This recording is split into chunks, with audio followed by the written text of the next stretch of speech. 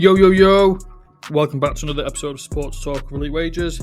I am your host, Elite Wagers, and I'm back early this week. With it being the final week of the Club World Cup, we've got the semi-finals coming up tomorrow on Wednesday, and then the final this weekend. I thought I'd jump on, do a double episode this week. So you got me twice this week, so lucky you. So yeah, we're gonna break down the semi-final games for the Club World Cup this week. Just before we get into that, I'm gonna put you over to my Twitter. With it being the final week of this competition, I started it with a giveaway. I thought I'd end it with a giveaway as well. So I've decided to do a giveaway for another 3 tickets for the Club World Cup final contest. Obviously over on FanTeam. Same rules again to enter. Like, retweet, and comment free on this post. That'll get you one entry into the giveaway. I have also opened another entry for everyone if they subscribe to my YouTube channel. So if you do these 3 things here, you'll be entered. You'll gain 1 entry to the giveaway, and then if you subscribe to my YouTube, send me a screenshot, DM me the screenshot. You'll get your second entry into the giveaway as well. So you can get 2 chances to win one of these 3 tickets for the Club World Cup final contest over on FanTeam. So, as I said, 2 big games this week. The semi-final games. So we've got the game tomorrow, which is going to be Fluminense against Chelsea when this loads, and then probably the game of the week, maybe the game of the tournament even. PSG versus Real Madrid, which will be on Wednesday.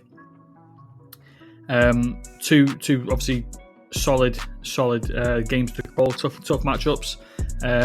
I said, prior to this competition starting, that the Brazilian sides tend to do well in these kind of competitions. This is obviously their best opportunity to get into the final. And then on the other hand, you've got 2 European giants, Real Madrid, obviously. Tremendous within the Champions League in Europe for the past couple of decades, and PSG, the current European champions and treble winners in France as well. So we've got a really, really tough tie there, and another really tough tie in Fluminense and Chelsea. So we're going to get into the breakdown. As you can see so far, I think I've jumped the gun a little bit. There's no semi-final contest for me on here yet. By the time this is published, it will be there. So what I'm going to do, I'm going to break down these 2 games separately anyway. And if you want to enter these contests, I'll advise on how to do so. And then obviously the suggestions that I fire out in a minute, you can use in the semi-final contest as well as a whole. So we're going to start off with the Chelsea and the Fluminense matchup. And I'm going to start off with obviously some goalkeeper selections. Both starting goalkeepers are really, good options. All 4 starting goalkeepers actually in this contest this week are going to be really good options. It's going to be, in my opinion, for these 2 games now, it's going to be tough to find clean sheet defense as it was last week. It's going to be tough to find those players that are going to score some clean sheet points. So I think it's more attacking-minded players that are going to have to be selected again. I think there's going to be limited chances for goals as well. Both games should be relatively close. So, with that being said, we're going to start on the goalkeepers. So I'm going to start off with Robert Sanchez there. Conceded 5. He's averaging 2 saves per game as well. Obviously playing full games and things like that. But only has 1 clean sheet, and that was against Los Angeles FC. And against Tunis as well, but he didn't play in that game. So in his 4 games, he's conceded 5 goals, 1 clean sheet. As you see there, total score 16. His form is 4. He hasn't really faced too many chances. Only 1 save against Palmeiras. Only 1 save against Benfica as well. So he hasn't faced too many high shooting teams to be able to get this score up. So with that being said, I would sort of lean towards Fabio for my goalkeeper. And actually, his information here, he's on a higher saves. He's averaging 2 saves per game. He's obviously played all 5 games. Again, he has 3 clean sheets to his name, so the defense has been very, very good. Only conceded 3 goals as well, all competition. So the defense for Fluminense and the goalkeeper himself, obviously saving nearly three shots per game that have come on his target. Chelsea are a bit more of a higher shot taking team, if you like, so he could get those extra points from saves as well. But as you can see, the form is set is 5 there. He's had over that in 3 of the last 5 games as well. So I would actually lean towards Fabio for my goalkeeper for Fluminense. Moving on to the defense. Let's start off with Chelsea. Probably the only player actually that I'd like for defense in this game, Reece James. I mentioned him last week.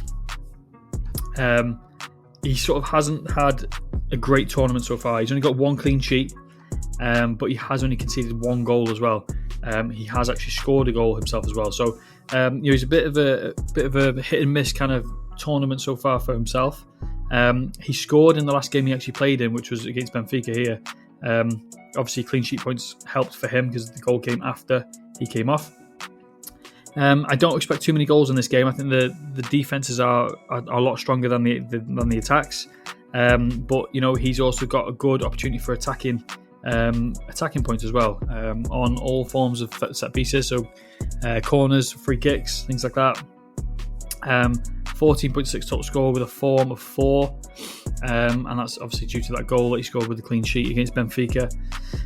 He didn't play the last game for some reason. There must have been some sort of injury within this game, but he didn't play against Palmeiras.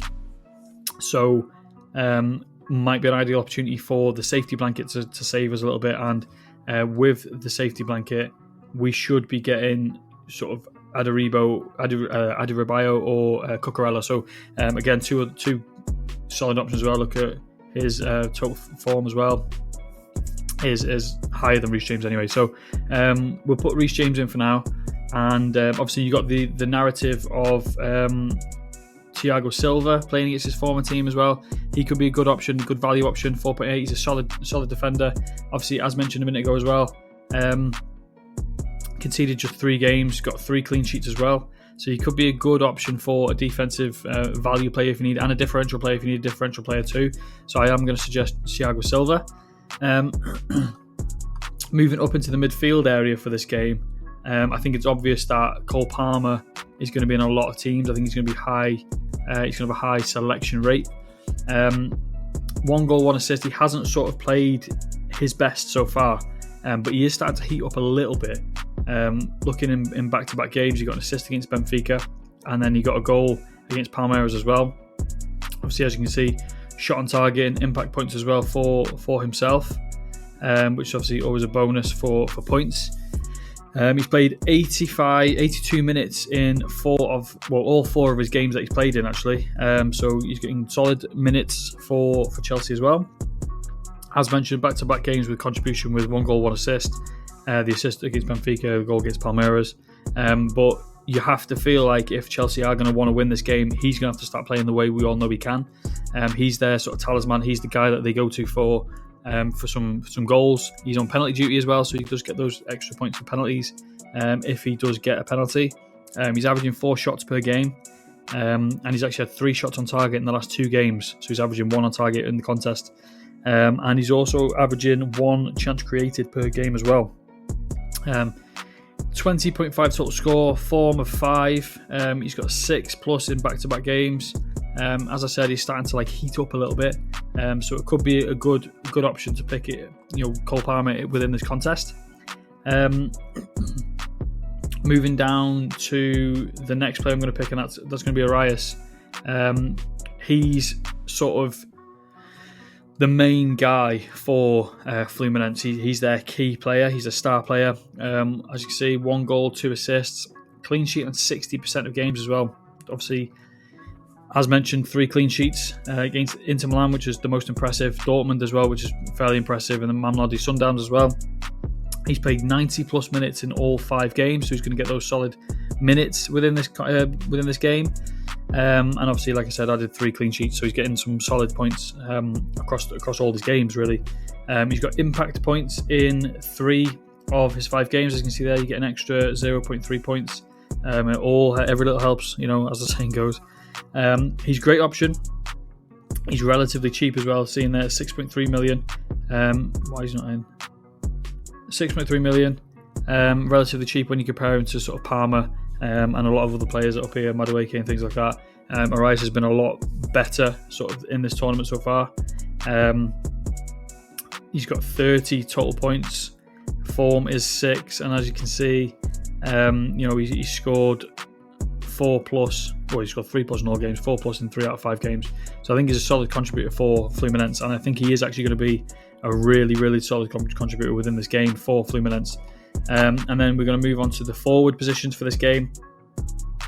And it's going to be pretty self-explanatory, really. I'm going to start off with Fluminense again. Cano, similar to Arias, he's sort of one of the guys they look to for goals. He's only scored 1, he's only assisted 1. But he is one of their highest contributors for goals within the seasons prior to this tournament. Goals in this game could sort of come from any position, so it's not necessarily going to be a striker, it's not going to be a midfielder, or it could be a defender. It's going to come from something magical that happens, and he sort of possesses that kind of magical moment. You can just pop up out of nowhere and bang a goal in. So I think it would be hard not to select him in this as a differential kind of player anyway, and obviously as his value is fairly low, 6.1 million. It'll be good for a differential if he can sort of bag a goal where he's going to be on the lower sort of ownership rate within this game. He averages 2 shots per game with 1 of those on target, 1 chance created per game as well. And as you can see, he's got 15.6 total score, form of 3. He's had 5 in 2 of the last 5 games as well. So he's sort of going to be one of those differential kind of players that I like for this game week. And then the final player for this one, I'm going to have to go with Nicholas Jackson. Normally I would have gone with Liam Delap. I think Liam Delap's played relatively well within this competition, but obviously suspension rules him out. But Nicholas Jackson, also a solid option. He started in the last game. Down here. Did he not start last game? Was it Nkunku that started last game, actually? Did Nkunku start last game? But either way, Nicholas Jackson, I think Nicholas Jackson will get the nod. Yeah, well, it wasn't Nkunku. I think Nicholas Jackson will get the nod. He sort of played better than Nkunku in a Chelsea shirt. Neither have been, amazing. But I think they are going to have to push forward. And I do believe Chelsea will be able to score, whether that's from Cole Palmer or Nicholas Jackson. I think Nicholas Jackson has a good chance at getting some goals. 1 assist for him so far, but then again he's only played in that 1 game really, so not much to go on from Nicholas Jackson, just more of a hunch in this side. I prefer him to Nkunku. I don't exactly hate Nkunku, but I think if Jackson gets the nod within this game, I think he can fly by and bag a goal or 2. So that's the Fluminense game. This next one's going to be a little bit more difficult. We've actually got more to break down within this one. Again, going to start off with the goalkeepers. I'm going to mention both. This is more of a personal preference kind of pick. I'm going to start with Courtois. 4 conceded goals, 19 saves. He's been peppered. His goal has been absolutely peppered.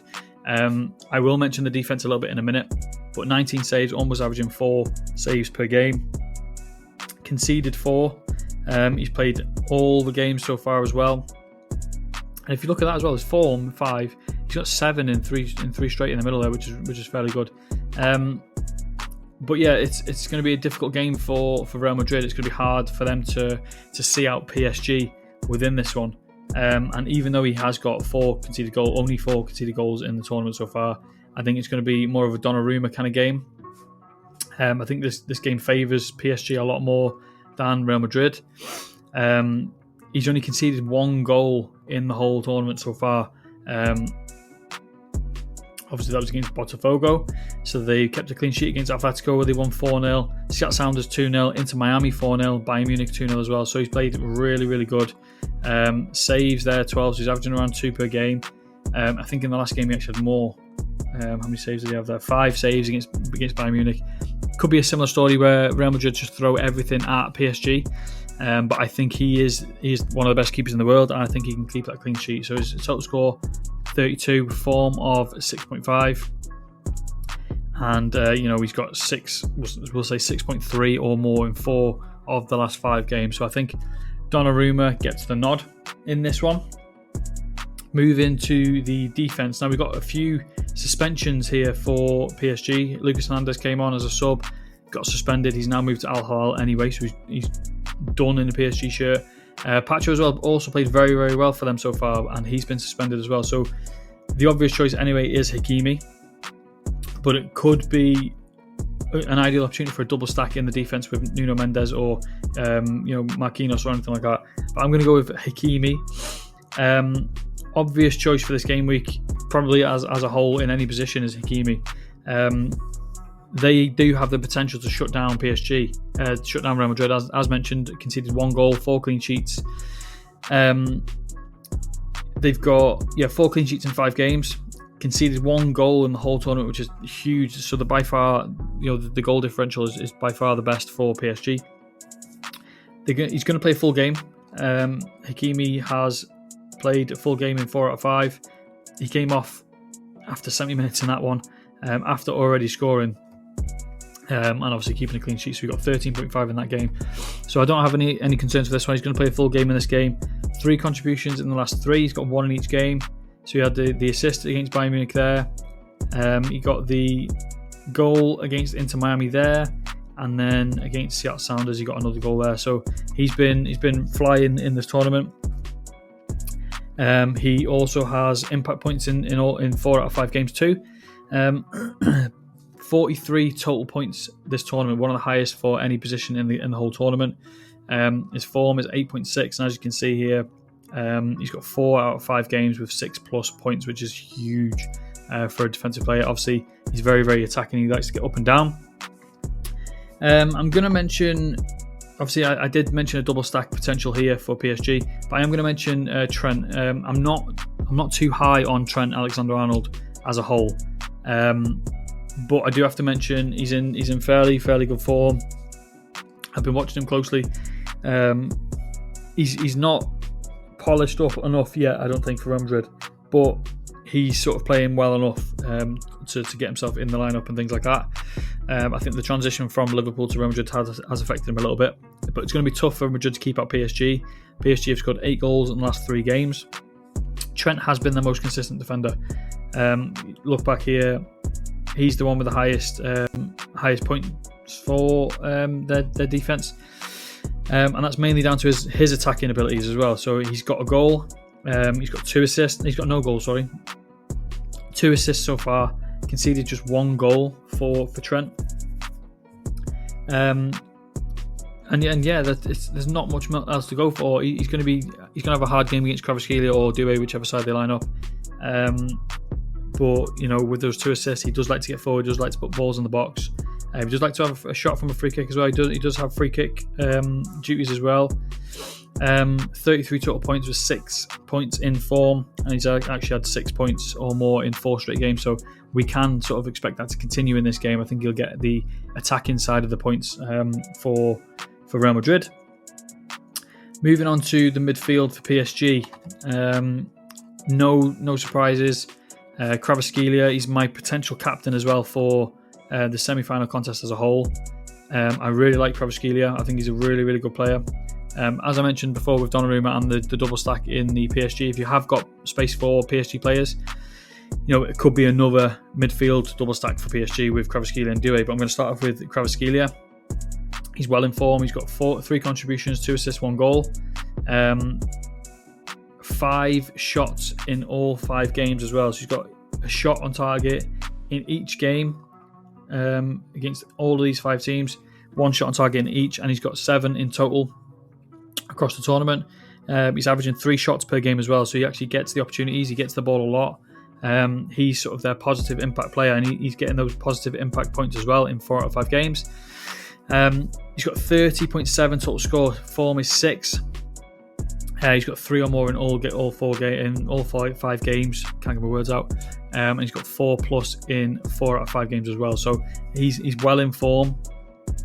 He, like I said before, if he lines up against Trent Alexander-Arnold, he could get a lot more opportunities. Obviously, Trent isn't the best in the best form at the moment in terms of his defensive abilities. And then we're going to go with Douay. Douay is another one of those really informed players. 1 goal, 1 assist. Back-to-back games with a contribution as well. So he got the goal against Bayern Munich, and then he also got the assist against Inter Miami there. He averages 1 shot on target with 2 shots per game. Again, same as Kvaratskhelia, positive impact points in 4 out of 5 games, and he's a huge talent. He has the ability to take over games, and obviously, if you remember the Champions League final where he bagged 2 goals, he took over that game single-handedly, and obviously he set them on the right foot to win that title. He could do the same in this game as well. 24.9 total score, form of just shy of 5, back-to-back games with 7, and obviously 4.5 or more in 3 straight as well. So Douay does get the nod for me.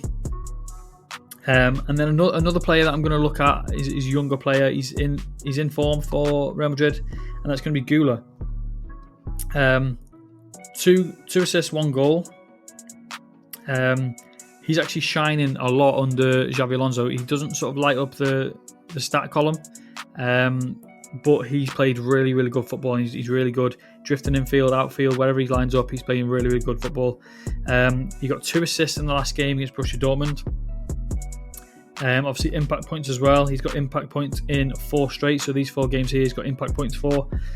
He averages just shy of 1 shot on target per game, but he does have 1.5 shots on average per game.